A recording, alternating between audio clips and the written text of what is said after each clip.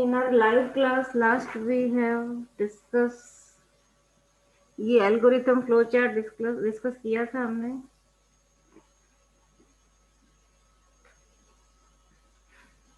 Algorithm और flow chart बताया था क्या मैंने लास्ट क्लास में जब भी लाइव हुआ था? No, ma'am. No, ma'am.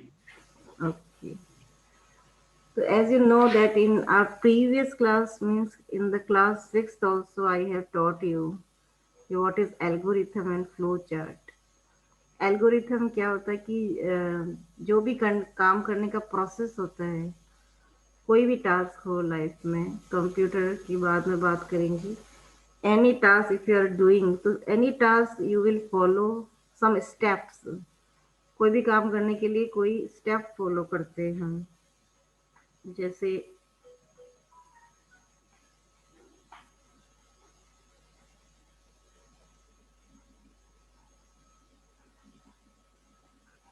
ये तो है, जैसे अगर आपको मार्केट भी जाना है, मार्केट जाके कुछ लेके आना है सामान, तो आप क्या करेंगे?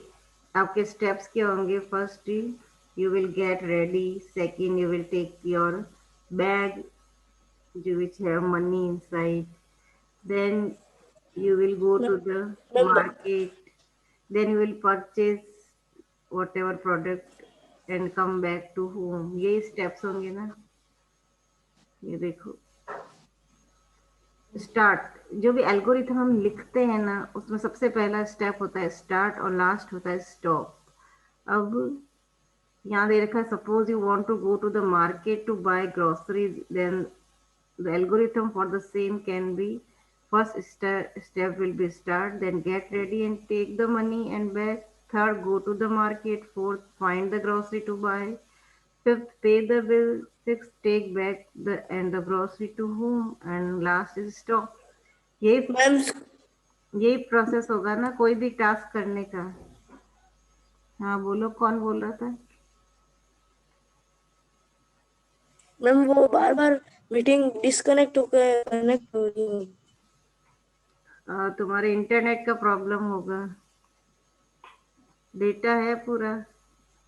और मैम आपकी, यस मैम, आपके वो स्क्रीन भी नहीं आ रही है, बाकी लोगों की आ रही है? स्क्रीन शेयर भी नहीं हो रही है। Yes ma'am.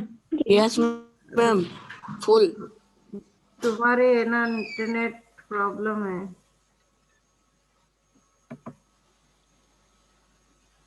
तो समझ में आया ना एल्गोरिथम क्या होता है? Any task when we follow some step. जैसे कि अब आप बताएं कि अगर आप स्कूल की वेबसाइट खोल के आप अपना डेट जो देखते हैं ना कि किस मैम ने क्या होमवर्क डाला है, तो अगर आपको कंप्यूटर का यस मैम, स्कूल की वेबसाइट पे आप स्टूडेंट पोर्टल पे अपना होमवर्क चेक करते हैं रोज,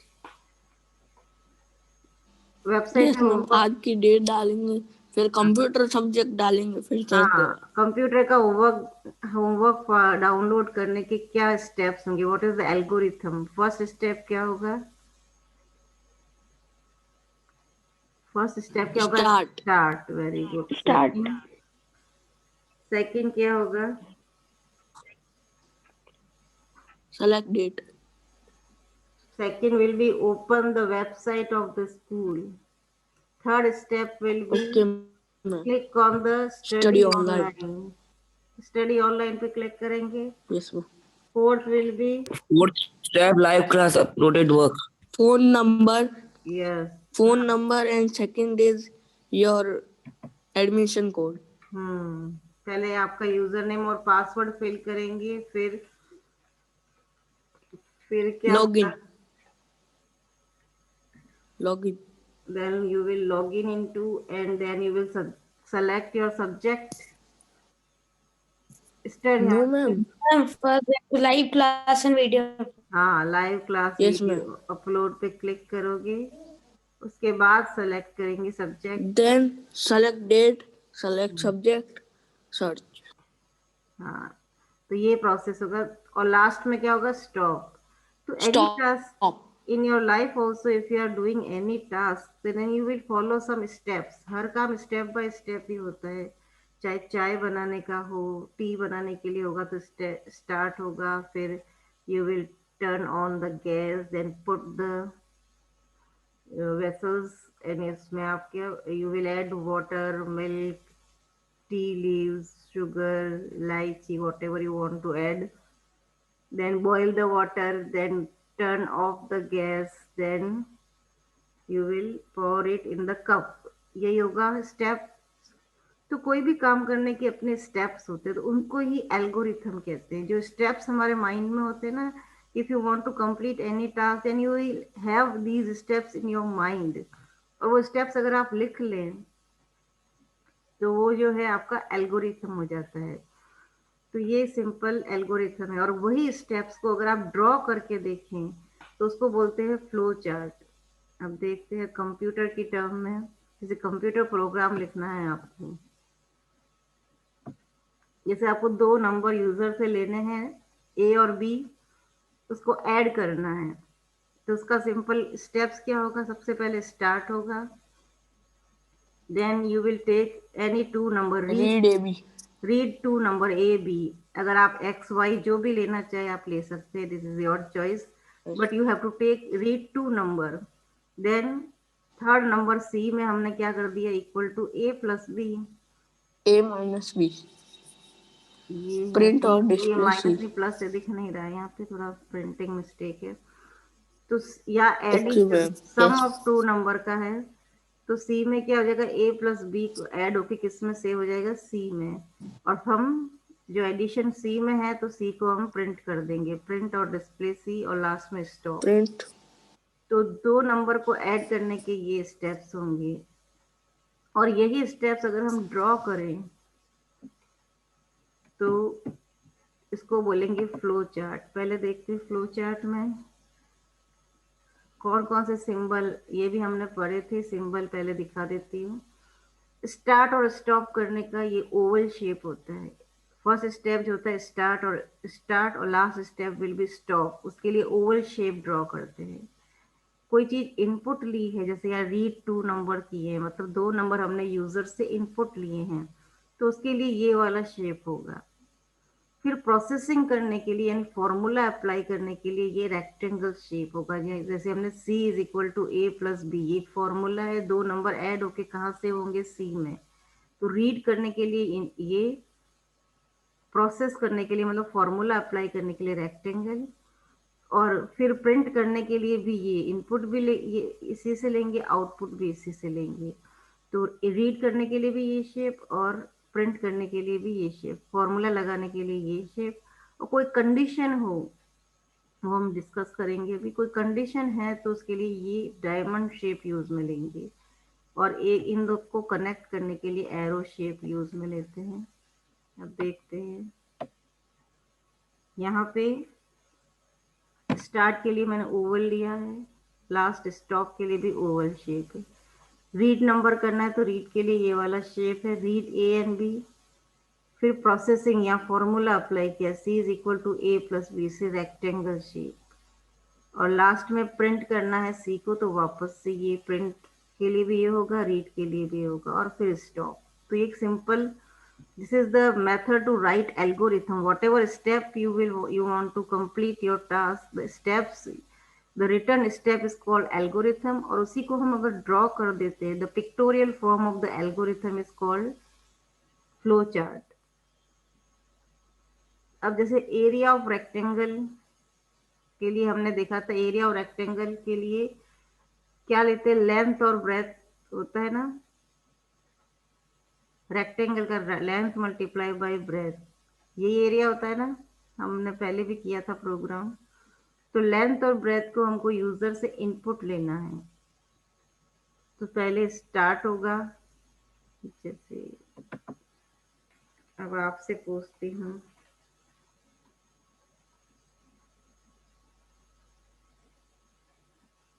एरिया ऑफ रेक्टेंगल के लिए सबसे पहले स्टेप तो स्टार्ट होगा, उसके बाद क्या होगा, स्टेप टू, टेल मी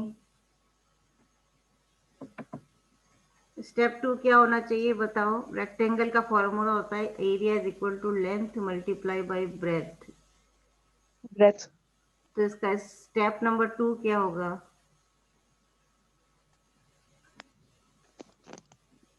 Formula rectangle. पहले हम इनपुट लेंगे ना, input Photo. Length and breadth, दोनों को इनपुट लेना पड़ेगा। उसके बाद स्टेप 3 क्या होना चाहिए? इसका फॉर्मूला अप्लाई करेंगे, area is equal to length multiply by breadth. यही फॉर्मूला है। लेंथ और ब्रेथ का मल्टीप्लाई कहाँ से होगा? एरिया में। उसके बाद स्टेप 4 में क्या होगा बोलो?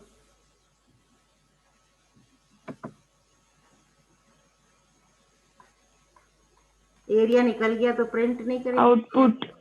प्रिंट। यस मैम, प्रिंट करेंगे output in area. Step 5 Stop. Will be stop. यही होगा। Yes ma'am. तो ये इसके स्टेप्स है और ये एल्गोरिथम। स्टार्ट के लिए ओवल शेप, रीड। अब यहाँ रीड हम क्या करेंगे? यहाँ रीड ए और रीड बी, यहाँ लेंथ और ब्रेथ को ए और बी लिया है और अलग अलग बॉक्स, आप एक ही बॉक्स में लिख सकते हैं, रीड ए कॉमा बी। यहाँ अलग अलग बॉक्स लिए हैं, अलग अलग भी लिख सकते हैं और एक में ही लिख सकते हैं कि दोनों ही इनपुट है। तो रीड ए कॉमा बी या रीड लेंथ कॉमा ब्रेथ आप एक ही बॉक्स में लिख सकते हैं। फिर एरिया को कैलकुलेट किया इसलिए rectangle shape, area is equal to A multiply by B और फिर प्रिंट एरिया और स्टॉप।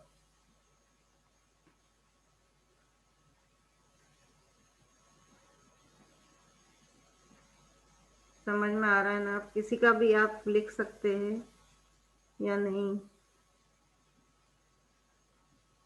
अब एक ये देख लेते हैं कि अगर ये डायमंड शेप मैंने बताया, जहाँ पर आपको डिसीजन लेना होता है, कोई डिसीजन लेना होता है, कोई कंडीशन है, तो यहाँ डायमंड शेप यूज में लेते हैं। उसके लिए क्या है, जैसे कि दो नंबर है ए और बी, उसमें से कौन सा नंबर बड़ा है वो फाइंड आउट करना है हमें। तो पहले स्टार्ट किया, स्टार्ट करके सेकंड स्टेप में रीड 2 नंबर रीड किए मैंने, ए एंड बी। अब बड़ा नंबर कौन सा है ये फाइंड आउट करने के लिए हमें कंपेयर करना पड़ेगा थर्ड स्टेप में। तो यहाँ देख लेते हैं, इनपुट हमने क्या लिया, ए और बी। अब बड़ा नंबर कौन सा है? बड़ा नंबर है कि अगर हमें कंडीशन लगानी पड़ेगी, if A is greater than B. Greater than का सिंबल यही होता है ना। अगर ए बी से बड़ा है तो ना, अगर ये बड़ा है तो हम लिखेंगे कि प्रिंट ए। ए ए प्रिंट हो जाएगा कि ए बड़ा है। और स्टेप और नहीं Stop. तो अगर नहीं है बड़ा तो एल्स में क्या लिखेंगे? Else print B. बी। अगर ए बी से बड़ा है स्टॉप। तो ए बड़ा है, नहीं बड़ा है तो ऑब्वियसली बी बड़ा है। तो यहाँ एक हमने इस स्टेप नंबर 3 में हमने एक कंडीशन डाली है कि यहाँ कंडीशन हमको डालनी पड़ेगी कि अगर ए बी से बड़ा, कंपेयर करना पड़ा हमें। और फिर लास्ट में यहाँ पे लिखेंगे कि प्रिंट, स्टॉप। लास्ट में स्टॉप है, लेकिन इनको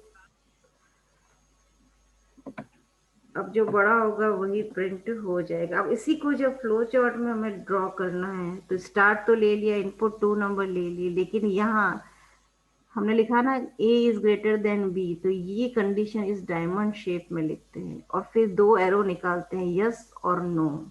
अगर ये कंडीशन ट्रू है तो राइट ए इज लार्जर और फॉल्स है तो राइट बी इज लार्जर। और फिर दोनों ही केस में यहाँ स्टॉप, ये स्टार्ट गलत लिखा हुआ है, या स्टॉप होना चाहिए। दोनों ही केस में बाद में स्टॉप हो जाएगा। तो जब भी कोई डिसीजन के लिए हम डायमंड शेप बनाएंगे तो 2 एरो निकलेंगे, एक ट्रू के लिए एक फॉल्स के लिए। अगर कंडीशन ट्रू है तो राइट ए इज लार्जर, अगर कंडीशन फॉल्स है तो राइट बी इज लार्जर। और दोनों दोनों ही प्रिंट होने के बाद क्या हो जाएगा, स्टॉप हो जाएगा। तो जब भी कंडीशन लेते हैं हम इस तरह का फ्लो चार्ट ड्रॉ करते हैं।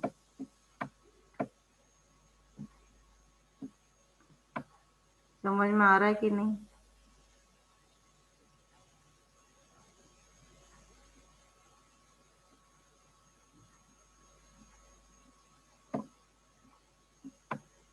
अब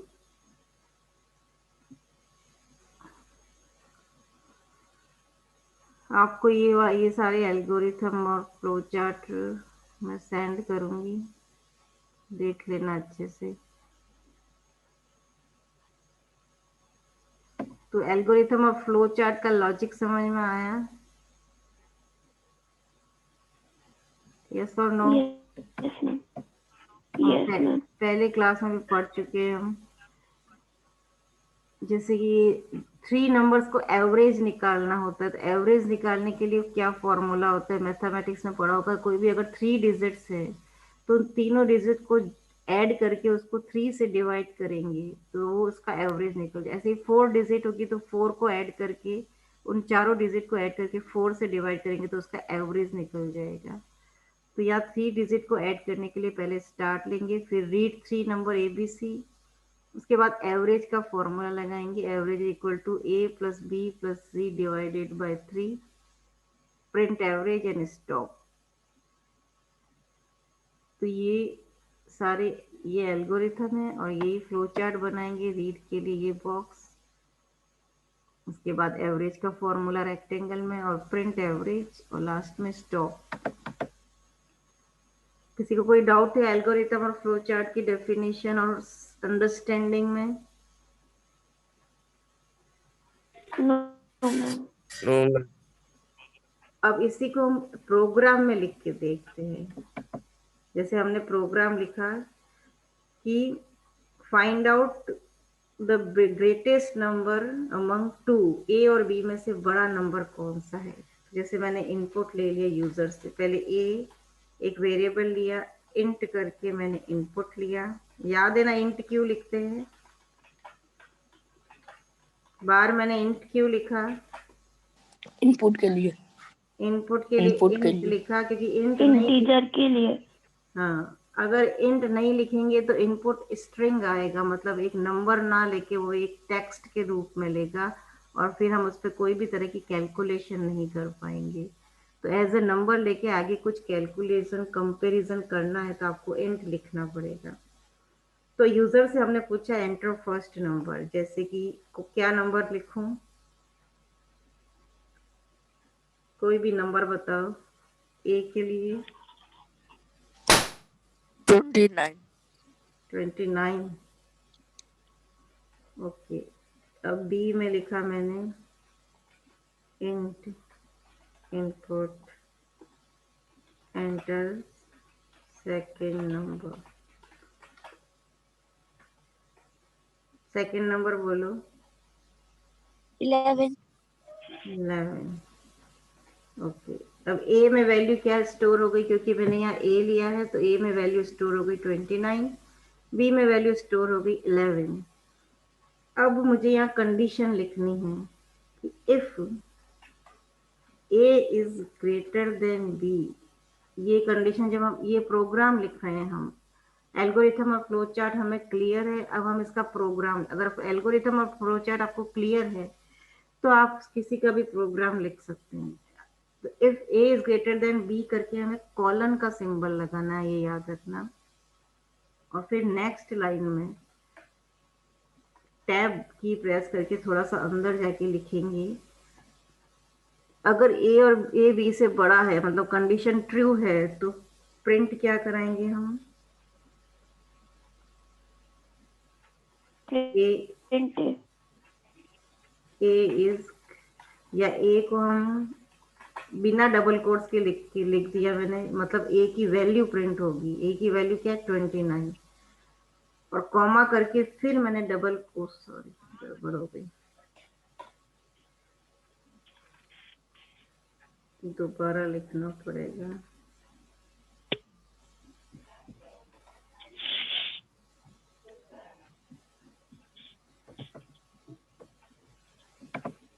मैम इतने सारे डॉट क्यों लगा?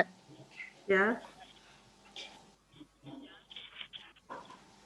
ए में हमने क्या लिया था 29 और बी में लिया था 11।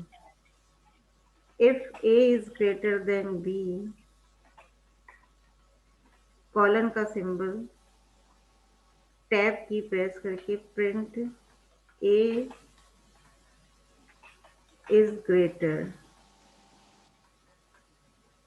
ए को मैंने डबल कोर्स क्यों लिखा, ताकि ए की वैल्यू प्रिंट हो, और फिर वैल्यू प्रिंट होने के बाद आगे लिखा हुआ आ जाएगा ए इज ग्रेटर, मतलब 29 इज ग्रेटर।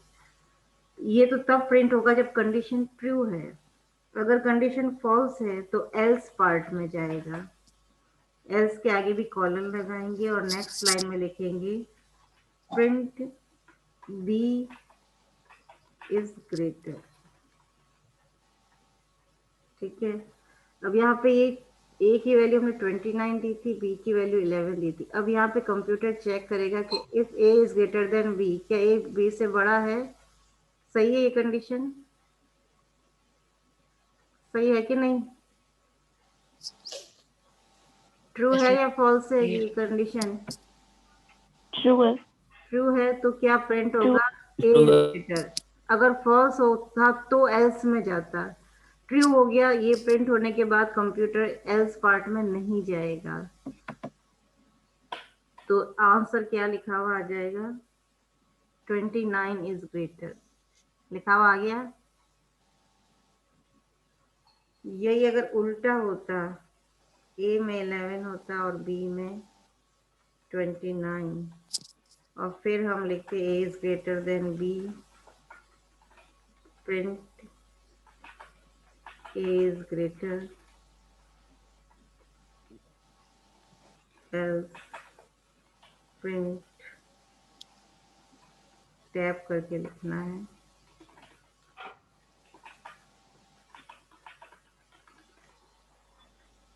अब क्या होगा? कंप्यूटर यहाँ चेक करेगा क्या ए बी से बड़ा है, ट्रू है या फॉल्स है?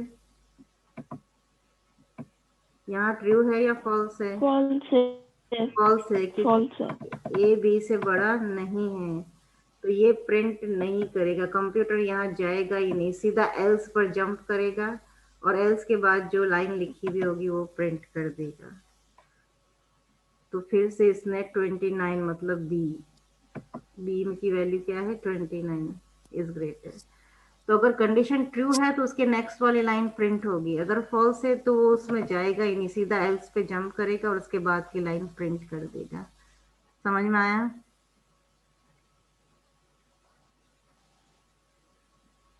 इफ और एल्स समझ में आया? Yes ma'am.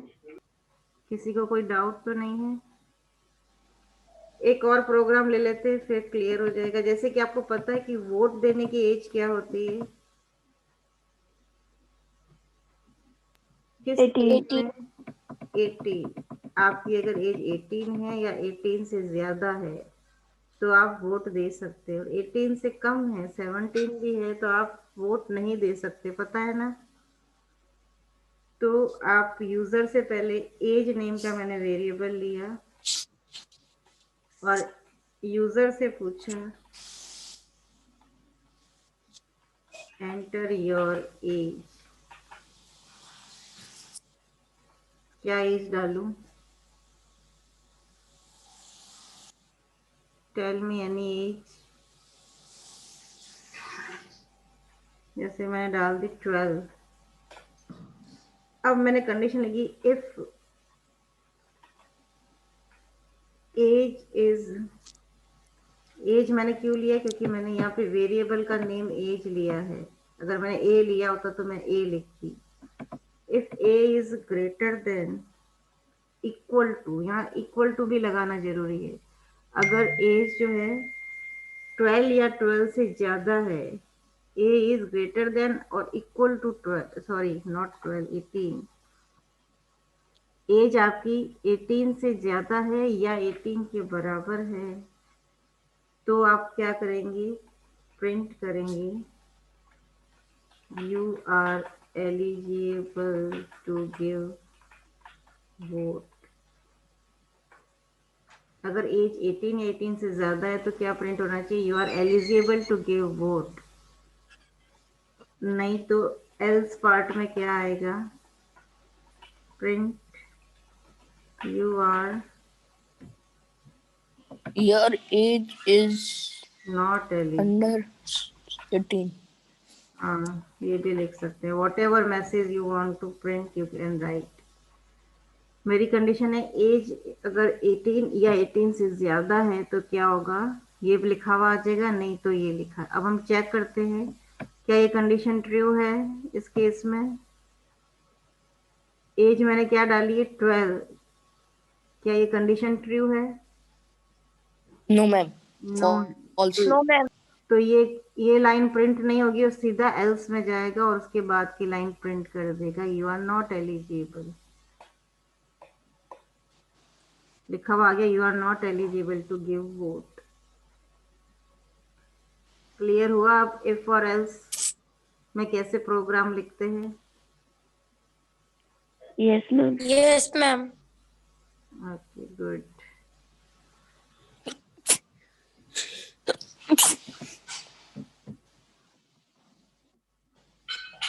तो इफ एल्स स्टेट, इसको बोलते हैं स्टेटमेंट प्रोग्राम, जहाँ पे हम इफ और एल्स स्टेटमेंट यूज में लिया है।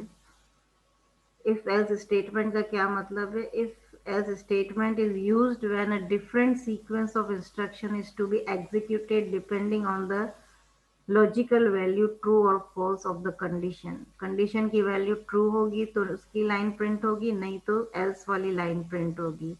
तो ये स्टेटमेंट उसी समय यूज में लिया जाता है जब एक कंडीशन हो आपके पास, उसके दो ऑप्शन हो, या तो ट्रू या फॉल्स, तब हम क्या यूज में लेते हैं? If else statement.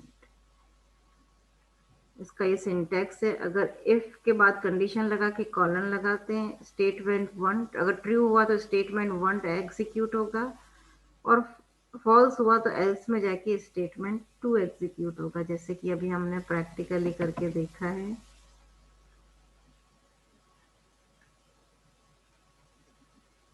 ये देखो, ये इसका फ्लो चार्ट है। इफ यहाँ कंडीशन लगी है, अगर कंडीशन ट्रू है तो स्टेटमेंट 1 लिखा हुआ आएगा, अगर कंडीशन फॉल्स है तो स्टेटमेंट 2 लिखा हुआ आएगा, और उसके बाद आगे का कोड, दोनों ही कंडीशन में उसके आगे का कोड प्रिंट होगा और एग्जिट हो जाएगा।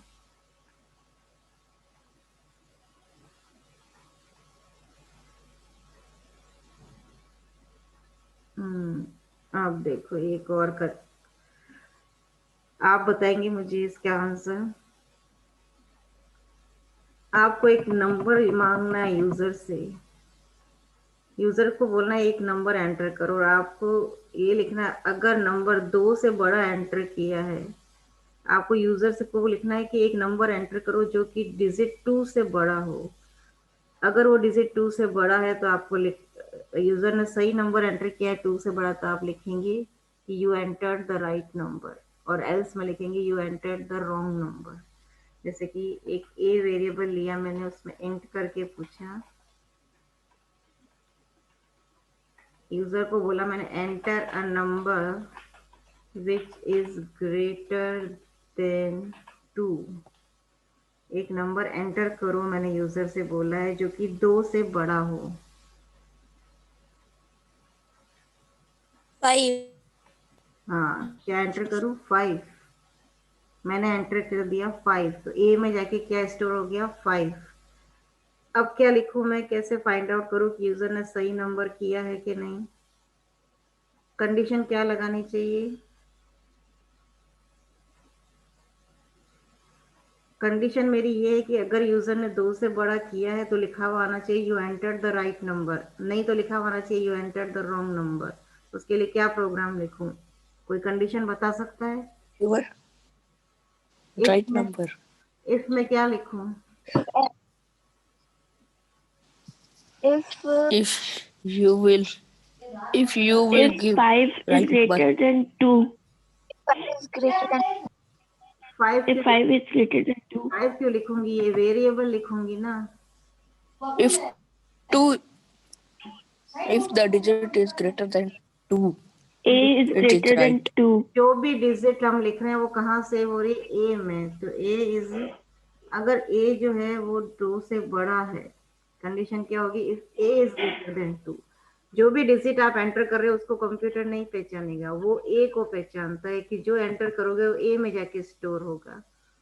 तो कंडीशन क्या है? If A is greater then 2, तो क्या लिखा हुआ आएगा? The number is right. Number is print right. A. You enter the right number. Right Number. number. Else Else print you enter. you entered the ये wrong कौन number. बोल रहा है? माइक ऑफ करे, बैकग्राउंड में आवाज आ रही है। Wrong number. Number. ठीक है, तो हमारे केस में हमने क्या किया है? 5 एंटर किया है। क्या 5 ए, 5 मतलब ए में क्या वैल्यू है? 5। क्या ए 2 से बड़ा है? Yes. 5 लिया है ना, तो 5 2 से बड़ा है, कंडीशन ट्रू है, तो क्या प्रिंट होगा? You enter the right number. समझ में आया? Yes, ma'am. तो ऐसे ही हम थोड़े और प्रोग्राम डिस्कस करेंगे नेक्स्ट क्लास में। आप के लिए टास्क है, मैं हर दिन नई नई प्रिंसेस लगाऊंगी। क्या? कल स्नो वाइट थी, आज सिंड्रेला। कुछ कह रहे हो क्या? मैं क्यों लगाऊं? वो किसी और मेरी को बारी। कह रहे। माइक ऑफ करके बात करो बेटा, किसी और से। Chatting. कोई भी नंबर इवन है या ऑड है, ये कैसे फाइंड आउट करेंगे? फिर ये तुमसे होगा नहीं, मुझे ही करना पड़ेगा। जो 2 से डिवाइड होता है वो हाँ इवन होता है, और जो नहीं होता है वो हाँ, ऑड। ये आपको पता है ना कि जो भी नंबर 2 से डिवाइड पूरा हो जाए, मतलब रिमाइंडर ना बचे, तो वो क्या होता है? Even number. और अगर रिमाइंडर 0। रिमाइंडर 0 हो तो वो इवन नंबर है, और रिमाइंडर कुछ भी वैल्यू बच गई तो वो क्या होगा? Odd number. पता है? Yes ma'am. तो ये प्रोग्राम क्या आप लिख सकते हो कि एक नंबर यूजर से लेना है और पूछना है कि क्या है, अगर वो इवन है तो this the number is even, otherwise else में द नंबर इज ऑड। अब एक हिंट दे देती हूँ, इसको फाइंड आउट कैसे करेंगे। मैंने आपको रिमाइंडर फाइंड आउट करने के लिए एक सिंबल बताया था, परसेंटेज, जैसे कि 15, तो ये परसेंट, ये साइन, और फिर डिवाइडेड बाय, मतलब 15 डिवाइडेड बाय 2। मैं डिवाइडेड का सिंबल यूज में ना लेकर मैंने ये सिंबल यूज में लिया। इसका मतलब ये इसका रिमाइंडर फाइंड आउट करेगा, इसका डिवीजन फाइंड आउट नहीं। 15 को 2 से डिवाइड करेंगे तो कितना बचेगा? 7 टाइम जाएगा तो 14, और लास्ट में 1 मैम रिमाइंडर। 1 रिमाइंडर बचेगा। हाँ, तो 1 रिमाइंडर इसने आंसर क्या दे दिया? 1। One remain. तो यही चीज आपको यूज करते हुए प्रोग्राम लिखना है। तो आपके केस में आप क्या लिखोगे? जैसे ए में एक वैल्यू ली मैंने, तो ए इज, अगर ए रिमाइंडर 2 इज इक्वल टू के लिए डबल इक्वल टू यूज में लेंगे, यहाँ हम कंपेयर कर रहे हैं। अगर ए को मैंने 2 से डिवाइड करने पर जो रिमाइंडर बचा वो इक्वल टू 0 है, कंडीशन क्या होगी? ये होगी, if A remainder 2 equal to 0, तो क्या क्या प्रिंट होगा? Number is even, else number is odd. समझ में आया? मैंने कंडीशन का हिंट दिया है आपको। अब इसका पूरा प्रोग्राम आप मुझे नेक्स्ट क्लास में बताएंगे कि क्या होगा। दिमाग लगाना। वैसे लॉजिक, मेन चीज लॉजिक होता है कि कंडीशन क्या होगी। तो कंडीशन क्या होगी? ए को 2 से डिवाइड करें तो हमको रिमाइंडर क्या बचेगा? अगर वो बचा हुआ रिमाइंडर 0 है, is equal to, double equal to मतलब कंपेयर कर रहा है कि अगर रिमाइंडर 0 है, 0 के इक्वल है तो वो इवन नंबर है। अगर कुछ भी रिमाइंडर बच गया 1 2, तो वो 0 के इक्वल नहीं है, तो वो एल्स में जाके it is a odd number. so that we will discuss in the next class। थोड़ा दिमाग लगाना और पढ़ना वापस बुक में से, या वीडियो देखना, मैं अपलोड करूंगी। Okay, Then good day, all of you. Good day, ma'am. Good day. Take care. Have a nice Good